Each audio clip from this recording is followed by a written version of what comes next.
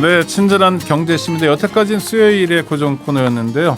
이번 주부터 광야의 토론자들을 수요일에, 친절한 경제시를 월요일에 보내드립니다. 그래서 지난주 수요일에 뵀었는데 오늘 다시 모셨습니다. 안진걸 민생경제연구소장 오셨습니다. 어서 오십시오. 네, 반갑습니다. 네.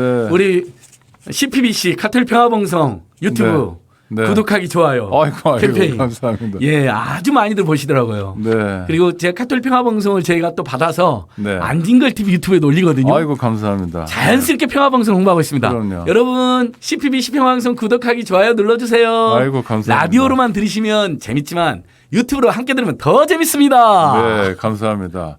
그리고 사실 조금이라도 마음에 드는 매체가 있거나 또는 뭐 그러면 구독, 좋아요, 뭐 알림 기능으로 참여해 주시고 그게 사회적, 정치적 목소리가 돼야죠. 그럼요. 네. 지금 일부 한국 사회에서 이건 중도나 진보나 보수 모두 인정하는 문제인데 네.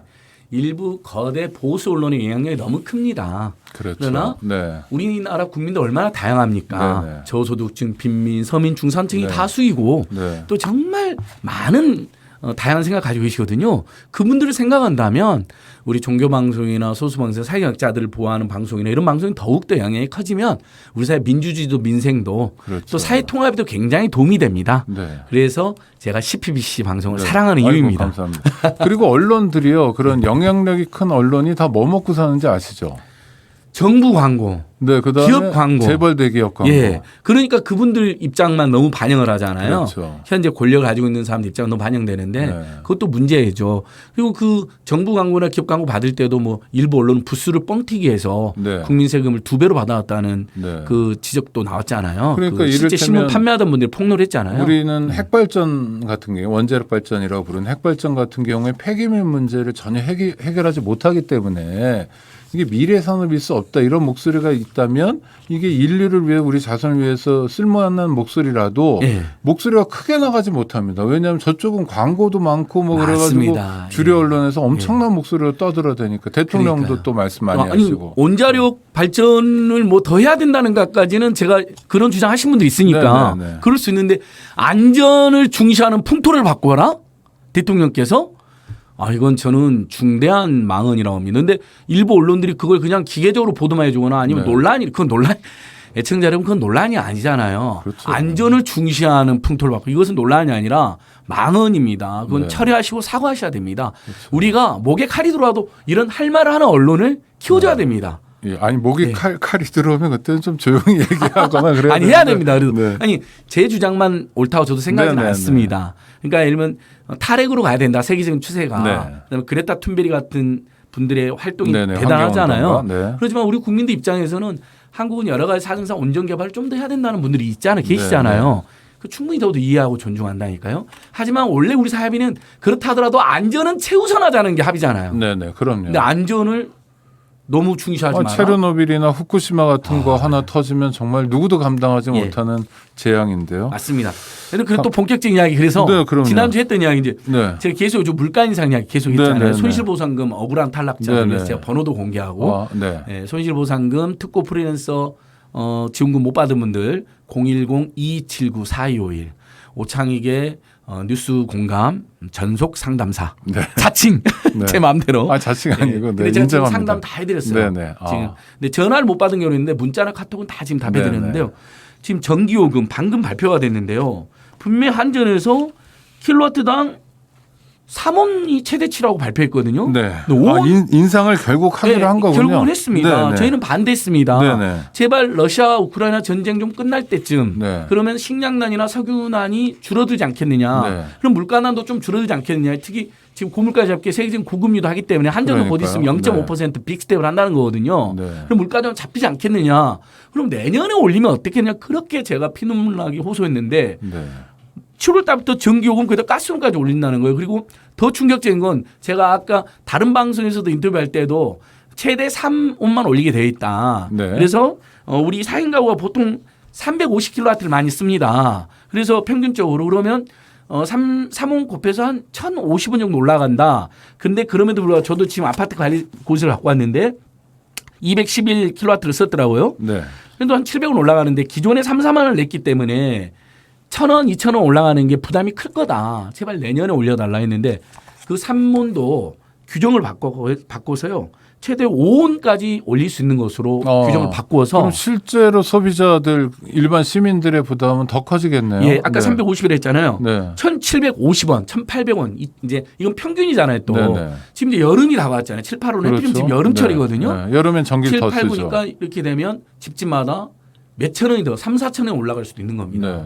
그러면 지금 추경호 기재부 장관께서도 방송에 나와서 물가 인상 쉽지 않다. 지금 상황이. 아, 대책이 쉽지 않다. 6, 7% 정도 올라갈 것 같다는 취지로 이야기했어요. 네네. 6%대를 넘어갈 것 같다. 네. 지금은 5.4% 올라가지고 네, 그러니까 지난해 같은 달에 비해서 네. 5.4%, 6% 네. 이 말씀이죠. 이게 6%로 올라간다는 건데 네. 이미 생활물가 지수는 6%를 돌파했거든요. 네. 근데 여기다가 전기요금이 지금 4인 가구 기준으로 제가 몇천 원 오른다 그랬잖아요. 네. 가스요금도 가구당 평균 도시요금 한 달에 2,200원 정도 증가한다는 거예요. 전기요금보다 증가가 더 되는 겁니다. 그렇죠. 이걸 7월 달에 동시한다는 거예요.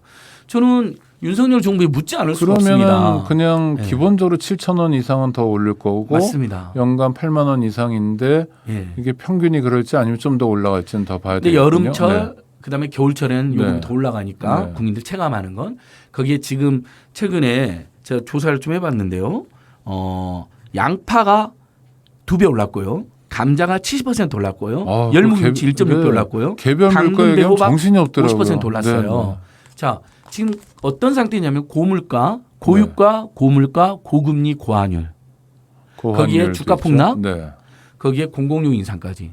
저는 정부가 고물가, 고유가 관리가 쉽지 않았다. 세계적인 정세가 그렇다. 그 설명을 인정을 해요. 네네. 그냥 대통령처럼 우리 정부가 별로 할 수 있는 게 없다고 말하는 건 잘못이었지만 그렇죠. 다만 네. 배경은 인정을 한다고요. 그러나 공공용 인상은 다르죠. 그러니까 물가가 연말이라도 좀 잡힌 다음에 내년에 좀 인상해도 되잖아요. 네. 그 한전이나 가스공사의 양해를 구하고 내년에 좀 큰 폭이라도 내년에 그렇죠. 물가가 정부가 한전에 대해서는 그래도 통제할 수 있으니까요. 통제도 네. 하고 예를 들면 일단은 급한 대로 네. 세금 지원으로 버티게 해줄 수 있는 거죠. 근데 당장 다음 달에 지금 국민들이 굉장히 저는 물가하고 고금리, 그다음에 고금리 이제 이자 부담이 늘어나는 거잖아요. 네. 돈 빌린 분들은 이자 부담까지 지금 그다음에 주가가 폭락해서 지금 굉장히 게시판마다 패닉 상태예요. 아, 그렇죠. 살 수가 없다. 이 정부는 뭐 하고 있냐라는 막 비난에 막 쇄도해요. 네. 또 비트코인 같은 데 투자하셨던 예, 그 분들도 지금도 코인 폭락까지 난리고. 다 네. 해가지고요. 거기 지금 고환율은 수입 물가를 그다음 원자재 물가를 수입 원자재 물가를 그다음에 수입품 물금을 분명히 또 그것도 물가 연상 원인이거든요. 그렇죠. 이런 상태에서 7월달에 저는 너무 무모하고 그런데 월급은 네. 그대로고 버리는 그대로고. 네. 심지어 최저임금 그런 물가 이렇게 올랐는데 최저임금이 올라가니까 최저임금은 동결하자고 나오고 있어요. 근데 아니 물가가 10% 안팎 지금 뛰는 거거든요. 공공연까지 그렇죠. 이렇게 뛰면. 근데 최저임금이 그대로면 임금이 10%가 감액되는 겁니다. 앉아서 손해 보는 거예요. 최저임금 네. 많이 올리자는 거에 대해서는 저도 이번에는 어렵다고 생각을 해요. 왜냐하면 코로나 때 소상공인들이나 소기업도 어려웠잖아요. 네. 그분들과 우리 함께 살아야 되니까 많이는 올리기 어렵다고 봐요. 노동계 주장이 무조건 맞다고 생각하지 않아요. 저도. 또 어떻게 동결이 됩니까? 그러면 10%가 감액인데요. 임금이.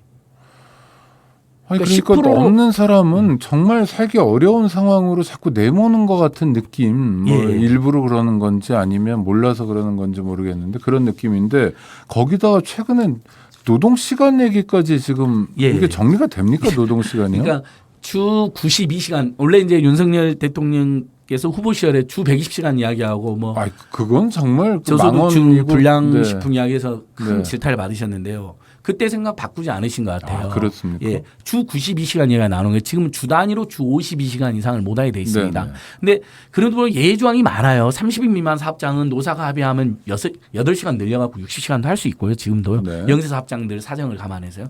그다음에 뭐 탄력 근로제도 있고 시간 선택지 근로도 있어서 실제 노사가 합의하면 더 합니다. 근데 다만 이것을 어찌됐든 조금은 더 엄격하게 해놔서 우리 국민들이 세계 최장 노동 시간 안 그래도 시달리고 있는데 그렇죠. 주 52시간을 위해서 노력이라는 겁니다. 무한대로 노동하지 말고. 네네. 근데 이걸 만약에 올 단위로 바뀌면요. 지금은 주 52시간이잖아요. 올로 이걸 환산하면 이제 어떤 주는 40시간만 하면 어떤 주는 92시간까지 이론적으로 가능하게 되는 겁니다. 지금 12시간을 초과할 수가 있잖아요. 네네. 그것을 올 단위로 다 합치면 4.35를 곱하면 이제 주가 평균 주가 4.35주거든요. 네네. 우리가요. 뭐 4주도 있고 5주도 있으니까 3, 5주 합치면 그게 40시간 50시간이 됩니다. 네. 그렇게 해서 그럼 한 주에 92시간까지 몰아서 일하게 하겠다는 거냐라는. 근데 그렇게 국민들의 갑자기 분노가- 몰아서 일하게 되면 과로사 위험이 높아지고요. 죽지 않더라도 사람이 과로하게 되면 뭐 심장계통이나 뭐 혈관계통의 질병, 뇌졸중이나 이런 가능성이 되게 높아지잖아요. 우리가 안전장치가 그걸 있습니까? 얼마 전까지 확인했잖아요. 네. 우체국 택배, 그다음에 대기업 택배 기사님들 지금 쿠팡까지 포함해서 제가 직접 확인한 분들만 20분이 넘습니다. 네. 최근 몇 년 사이에 다 과로사입니다. 실제 우리는 40시간이 기본이고 프랑스는 35시간이 기본입니다. 네네. 세계적으로 노동시간 법정 줄여나가는 노동시간. 추세입니다. 네. 다만 연장을 할 수 있습니다. 예외적인 상황도 있었잖아요. 또 성수기 비수기 때도 연장할 수 그렇죠. 있게 해놨어요. 네. 노동의 그런 여건 자체가 따라서. 있습니다. 네. 아까 말한 건 30 미만 사업장은 8시간도 추가로 연장도 할 수 있게 놓은 거예요. 60시간까지. 네. 근데 거기에다가 물론 정부는 주 92시간은 불가능하다고 말은 하지만 대통령께서 주 120시간까지 이야기한 적이 있기 때문에 대다수 국민들이 지금 깜짝 놀라게 된 거죠. 그러니까 예를 들면 이런 굉장히 국민들의 삶과 경제에 국민 영향을 많이 끼치는 저녁 있는 삶이라고 하는 좋은 구랑 반대로 가는 제도가 도입되려면 이건 굉장한 연구와 사회적 합의도 거쳐야 됩니다. 근데 문재인 정부에서 주 50시간으로 이제 제도를 변경하고 서서히 우리가 노동이 조금씩 줄어들고 있는 느낌을 지금 받고 있거든요. 네네. 요즘 저녁에 보면 약속을 예전에 7시나 8시 많이 잡았잖아요. 이제 우리 애청자들도 시민들 약속 요즘 몇 시에 잡냐고 그러면 6시나 6시 반에 많이 잡습니다. 네. 그 시간 조금 일찍 끝나는 거예요. 그러면 정시 퇴근 문화도 생겼고요. 집에도 일찍 들어가는 조금 더 거잖아요. 일찍 들어가죠. 약주 한잔 하시더라고요. 네, 네. 그러니까 훨씬 삶의 질이 개선되는 방향인 건 맞습니다. 다만 예를 들면 아까 말한 것처럼 그 집중적으로 해야 되는 어떤 노동 환경이라는 게 필요할 때가 있잖아요. 아니 그러니까 가능하면 92시간도 가능한데 지금 그때 안전장치는 뭡니까? 없죠. 이 상태에서는 없게 됩니다. 아니 없으면 안 되는데요. 그러니까 아직 확정은 안 돼 있지만 네. 주 90시간까지는 하진 않겠죠. 근데 분명히 60시간, 70시간 정도 가능하게 하려고 하는 것 같아요. 네. 근데 이 정부가 무슨 혼선이 있어서 그런지 노동부는 그걸 발표하고 윤석열 대통령은 대통령도 그다음날 아니라고 해서 아니라고. 또 그걸로 네. 혼선이 발생했는데 대통령도 언론 보도 보면 그러나 방향 공감은 나옵니다. 네. 그러니까 주 90시간, 20시간은 너무 살인적이기 때문에 안 될 겁니다. 근데 그럼 60시간, 70시간을 한 주에 몰아서 하는 걸 만들려고 하는 것 같은데 그럼 70시간 바로 그 60시간, 70시간 때 택배 기사님들이 과로사가 발생했습니다. 그러니까 70시간이면 그러면 안전장치가 있습니까?